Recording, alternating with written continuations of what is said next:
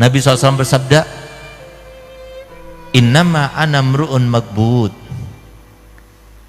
yushiku ayyatiya rasulu rabbi faujibu wa ana tarikun fikum astaqalain ma in tamassaktum bihima lan tadillu ba'di abada. Aku ini adalah seorang manusia biasa yang bentar lagi aku mati. Mungkin sebentar lagi datang utusan Tuhanku, dia akan menjemput rohku dan aku akan mengiyakan undangannya. Tapi aku tinggalkan kalian dua hal. Tolong camkan baik-baik ini. Kenapa sih hadis yang dibawa terus kitab Allah wa sunnati, kitab Allah wa sunnati? Kenapa? Ini hadis itu kan diriwayatkan oleh Imam Hakim dan kita Mustadraknya. Kenapa kok itu terus yang dibawa? Kenapa hadis yang justru diriwayatkan oleh Imam Muslim yang lebih sahih, lebih kuat derajat kehadisannya, kesahihannya daripada hadis yang Imam Hakim itu? Rasulullah mengatakan kitab Allah wa itrati ahli baiti.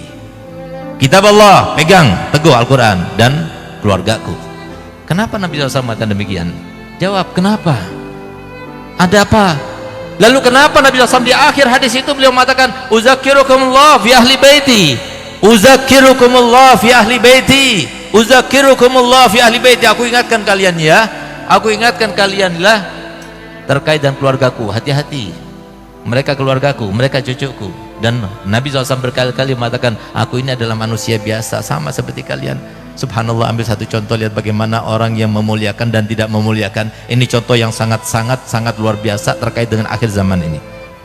Ada sebuah cerita yang fakta, bukan cuma cerita yang khurafat, di mana ada seorang syarifah punya anak 3. Gak beruntung yang hartanya itu bersambung dengan zuriat Nabi. Beruntung mereka yang mempunyai perhatian kepada zuriat Nabi. Nabi SAW sendiri bersabda dalam hadisnya, man sona'a ma'rufan li bani Abdul Muttalib walam yujazihi fa'ana ujazihi yawmal qiyamah. Barang siapa yang melakukan suatu kebaikan bagi Bani Abdul Muttalib, siapa sekarang? Ya para habaib di cucunya Nabi. Maka aku nanti membalasnya pada hari kiamat. Subhanallah, ini ada cerita. Tapi jangan ditiru.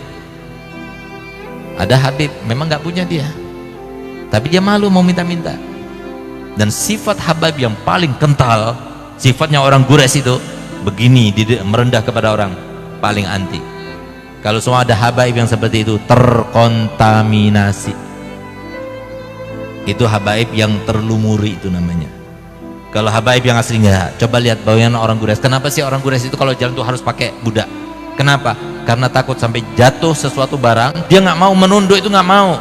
Dia perintahkan itu yang namanya budaknya. Iya, kalau jatuh sesuatu yang nggak berharga, walaupun yang jatuh itu satu karung isinya dinaran, ribuan dinar, nggak diambil sama dia, diambil oleh budaknya. Dari saking merasa nggak mau merendahkan diri di depan orang. Itu sifat daripada habaib yang asli. Subhanallah, bagaimana Nabi kita Muhammad SAW kemudian mengajarkan kepada kita untuk menghormat, memuliakan mereka, sampai lihat bagaimana perhatian Nabi kepada mereka. Ini sambil contoh, ambil pelajaran tapi jangan diambil contohnya. Ada orang habaib, dia nggak mau minta-minta, apalagi sampai nipu-nipu, nggak mau. Tapi apa?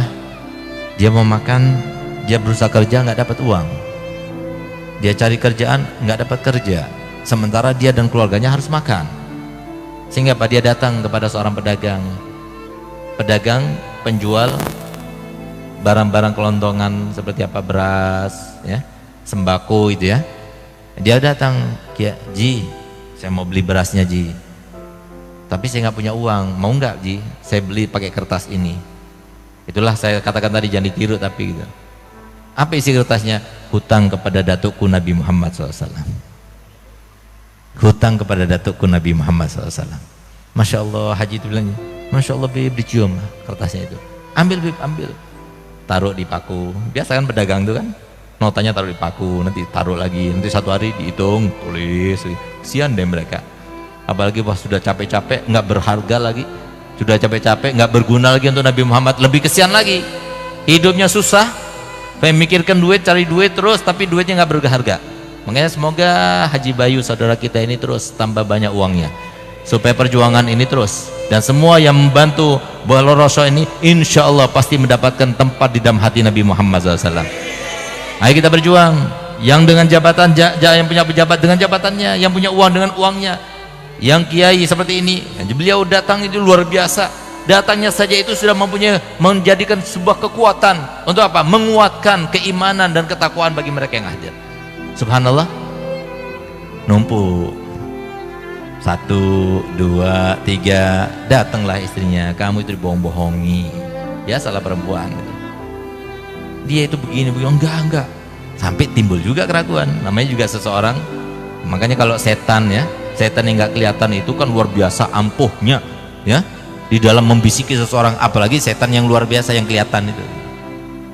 Nah, setan sekarang yang banyak kelihatan itu menjelma ya, perempuan, apalagi istri gitu. Bahkan menjelma kiai juga banyak, habaib juga banyak gitu. Hati-hati. Makanya kan mereka itu bukan toladan, bukan toladan kita Nabi Muhammad. Selain Nabi Muhammad, maka ada syaratnya. Kalau mereka sesuai dengan ajaran Nabi Muhammad, toladan kita juga. Tapi kalau nggak sesuai dengan ajaran Nabi Muhammad, bukan toladan. Kenapa? Toladan kita adalah Nabi Muhammad sesuai dengan perintah Allah. Laqad kana lakum fi Rasulillahi uswatun hasanah. Siapapun orang alimnya, kalau dia itu tidak berjalan sesuai seiring dengan ajaran Nabi Muhammad, bukan toladan kita, tapi Nabi Muhammad adalah toladan kita. Subhanallah, timbul keraguan dalam hatinya. Iya juga ya, jangan-jangan saya ini bohong ini. Subhanallah, malam harinya bermimpi Nabi Muhammad SAW. Pedagang itu bermimpi Nabi Muhammad. Coba lihat, diperhatikan Nabi Muhammad. Di dunia sudah dibalas oleh Allah, oleh Nabi Muhammad SAW. Apa kata Nabi Muhammad? Ji, kamu itu mau aku bayar di dunia apa di akhirat nanti? Sampai kamu itu meragukan saya tidak akan membayar hutangmu. Bangun tidur dalam keadaan menangis. Masya Allah, udah itu dia ambil sertifikat tokonya itu, dikasihkan sama Habib itu, isi tokonya, sak tokonya dikasihkan. Kali ada yang mau melakukan gitu, kirim ke Bangil sana, kirim ke saya gitu. Masya Allah, coba lihat, diperhatikan. Ada lagi satu cerita, ini terkait dengan akhir zaman. Hati-hati, jangan sampai kita tertipu. Makanya kenapa Allah Ta'ala mengatakan wala taghurrannakumud dunya wala yaghurrannakum billahil ghurur. Jangan tertipu dengan imamah ini, jangan tertipu dengan rida ini, jangan tertipu dengan gelar kita sebagai Habib, sebagai kiai, sebagai panutan. Jangan tertipu. Bisa jadi itu adalah sebuah triknya setan untuk menjerumuskan kita. Coba lihat bagaimana ada seorang syarifah punya anak 3, suaminya meninggal, dia nggak bisa bekerja, nggak ada warisan, sehingga kemudian karena terpaksa nggak ada yang bantu. Nah ini harusnya kita cari. Ada mereka zuriat Nabi yang dia itu mau minta malu, mau kerja, dia nggak dapat kerjaan. Nah, yang semacam itu kok dibantu, itu langsung nyambung kepada Nabi Muhammad SAW. Subhanallah, terpaksa nggak ada yang dimakan. Seorang ibu ibanya kepada anaknya, dia keluar. Yang paling mengetahui dengan ilmu terkait dengan kemuliaan dan kebaikan kan para ulama. Datanglah dia kepada seorang mufti di tempat itu, di negara itu. Tepatnya di Irak ini terjadinya. Datang mufti, saya ini syarifah zuriat Nabi, suami saya baru meninggal, saya punya anak 3 perempuan semuanya, nggak bisa kerja kami, dan nggak ada yang bisa dimakan sekarang ini. Kami ingin meminta bantuanmu, ulurkan bantuanmu untuk kami. Apa jawaban kiai? Mana buktinya kalau kamu itu syarifah? Kalau kamu menang syarifah, buktinya apa? Dia nggak bawa bukti. Nasab mungkin waktu itu Toriko apa namanya itu, Robito itu belum ada kali gitu, sehingga belum ada nasab itu yang tercatat seperti paspor sekarang ini. Sehingga apa? Ya sudah, karena dia minta bukti, dia nggak punya bukti, dia keluar. Karena dia itu terhimpit dengan rasa lapar yang luar biasa, perutnya, dia datang kepada orang Yahudi, pedagang Yahudi, tapi dia bilang, "Gal, aku ini syarifah zuriat Nabi." Polos, lugu, tapi nggak ada maksud. Yang polos sama lugu itu karena ada maksudnya. Ini nggak ada maksudnya. Akhirnya apa? Dihormati sama Yahudi itu. Dikasih makan, dikasih ini. Kamu di sini sudah, tinggalnya di sini dulu. Sampai kamu itu merasa enak, baru nanti kami akan carikan tempat tinggal yang layak untukmu. Tinggal di situ. Malam harinya, si kiai itu bermimpi. Itu yang namanya umatnya Nabi Muhammad itu daripada mahsyar, cari syafaat, cari ini. Terus di situ ada surga, ada pintu-pintu surga, bahkan ada sebuah hotel atau sebuah rumah surga yang sangat mewah. yang sangat indah. Maka kemudian dia berharap itu adalah milik dia. Maka kemudian dia tanya kepada Rasulullah, itu milik siapa? Itu milik umatku. Aku juga termasuk umatmu ya Rasulullah. Kamu umatku? Iya. Mana buktinya? Kata Rasulullah. Takutnya kita seperti itu, Pak. Mana buktinya? Kata Muhammad. Mana buktinya kalau kamu umat? Ya Rasulullah, masa engkau tidak tahu aku ini adalah umatmu? Kenapa ketika cucuku datang kepadamu, kemudian dia mengaku sebagai cucuku, kenapa kau masih tidak percaya dan kamu mengatakan kepada dia dan melukai hatinya dengan mengatakan, mana buktinya kalau kamu syarifah? Ya Allah, kata-kata semacam itu sampai kepada Nabi Muhammad. Kita sudah lupa bahwasanya Nabi Muhammad SAW setiap hari Kamis sebelum amal kita dilaporkan kepada Allah Ta'ala, disodorkan dulu kepada Nabi Muhammad. Entah apa yang akan dilaporkan besok ini, hari Kamis besok, apa yang akan dilaporkan seminggu ini kepada Nabi Muhammad. Kata Nabi Muhammad, kalau aku melihat amal umatku baik, aku bersyukur, aku tersenyum karenanya. Dan semoga kita selalu menjadikan Nabi Muhammad selalu tersenyum pada kita. Tapi kalau amal yang disampaikan kepadaku, yang disodorkan padaku daripada amal umatku tidak baik, aku akan mintakan ampun. Dimintakan ampun setiap minggu. Kemudian begitu kepada cucunya Nabi Muhammad, begitu perhatiannya kepada cucu Nabi Muhammad. Subhanallah, coba lihat, hanya kata-kata saja tapi diingat oleh Nabi Muhammad. Kalau kita ini, Pak, ini saya punya anak ini, dia sebetulnya nggak mau ikut, tapi saya biasa pergi sama anak saya supaya dia itu keluar, ada PD dan sebagainya. Kalau semua tadi dihormati, dimuliakan sama Haji Bayu, saya senang. Tapi kalau semua saya datang sudah diundang Haji Bayu, begitu anak saya datang disengkat kakinya jatuh tersungkur, kira-kira saya mau nggak diundang lagi sama Haji Bayu? Nggak bakalan mau saya. Itu kenapa? Nggak bakal saya mau balas karena saya punya ilmu. Tapi kan saya kecewa, Masya Allah Haji Bayu, setiap saya mulai khutbah pasti saya doakan panjang lagi doanya, anak saya dijatuhkan begitu. Kan kecewa saya, itu saya. Bagaimana dengan Nabi Muhammad? Subhanallah, coba lihat. Kemudian apa? Dia bangun dari tidurnya dalam keadaan menyesal. Lalu apa yang lakukannya? Dia pergi ke toko Yahudi itu, orang Yahudi itu. Dia bilang, ada syarifah di sini, Gal? Iya. Serahkan padaku. Kenapa harus aku serahkan padamu? Dia itu, aku bantu dia. Gal, pokoknya serahkan padaku. Gal, tidak, saya tidak akan serahkan dia. Saya muliakan dia, walaupun dia tidak seagama denganku, saya muliakan dia. Sudah, serahkan pada saya akan berikan harta yang banyak kepadamu. Gal, tidak, saya tidak akan berikan. Kenapa?